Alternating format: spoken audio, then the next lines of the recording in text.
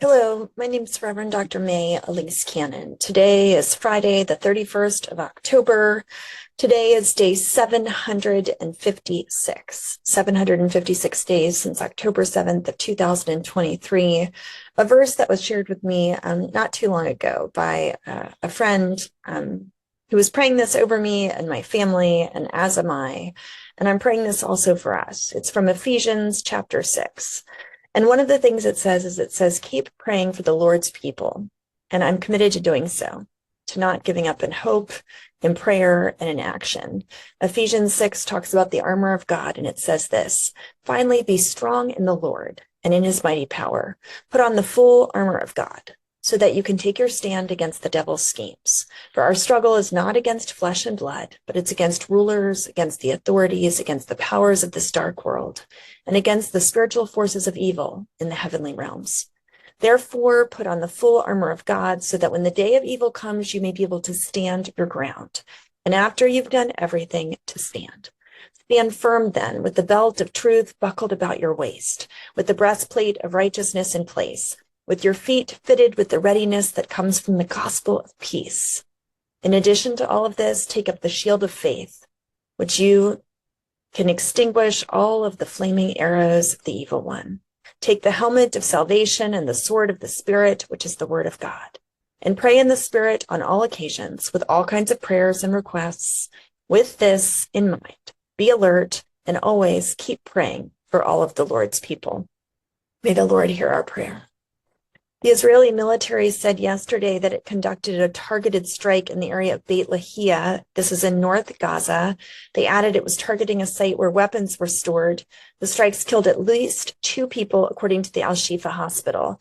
Essentially, what's happening is there's a ceasefire, but the United States has viewed any self-defense, quote unquote, by Israel. So any bombing, any response to a potential threat, etc., allows for violence to continue. So we're still seeing bombing. We saw bombing late last week. We saw bombing over the weekend. We saw bombing throughout the week. We've seen death tolls where, as of the last 2 weeks, more than 100 to 200 people have been killed. And so this is what we're seeing in the Gaza Strip. Israel has erected nearly 1,000 barriers in cities and towns across the occupied West Bank since the beginning of the war in Gaza. These barriers include metal gates stationed at villages and town entrances. They block access not only out of the village, but into the village. I've had this happen firsthand going to church in the little Palestinian village of Aboud, where we had to literally take a makeshift dirt road through a farmer's field because we couldn't get in or out of the village because both the entrance from the front and the back ends of the village were closed.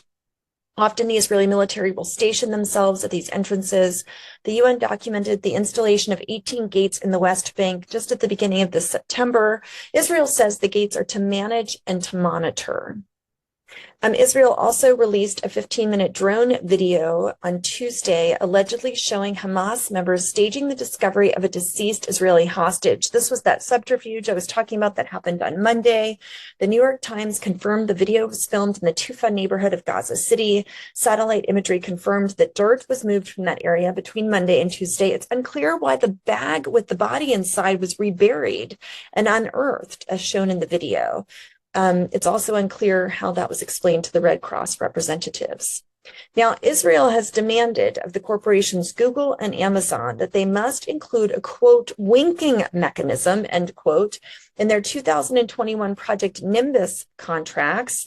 This would alert the Israeli government through a coded payment system when Israeli data is disclosed to foreign courts or to investigators. These are according to leaked documents that have been seen by The Guardian as a point of a joint investigation with the Israeli-Palestinian publication 972 magazine and also a Hebrew language outlet called Local Call. Now, Israel has confirmed 2 additional bodies of hostages have been returned from Gaza to Israel. This happened yesterday. Hamas has now returned the remains of 17 bodies. There were 13 bodies to be returned. Now there are 11. Escalations with Lebanon have continued. Israeli troops overnight killed a municipal employee who was sleeping in a town hall in Blida in South Lebanon. The Israeli military confirmed, saying during the procedures, an immediate threat against troops was identified, and thus they fired to remove it. The Lebanese President Joseph Aoun instructed the army commander to confront any Israeli incursion in South Lebanon, which means things are heating up. Prime Minister of Lebanon called the incursion a blatant attack on the institutions and sovereignty of the Lebanese state. In Syria, between December 2024 and July 2025, more than 430,000 people have been newly displaced.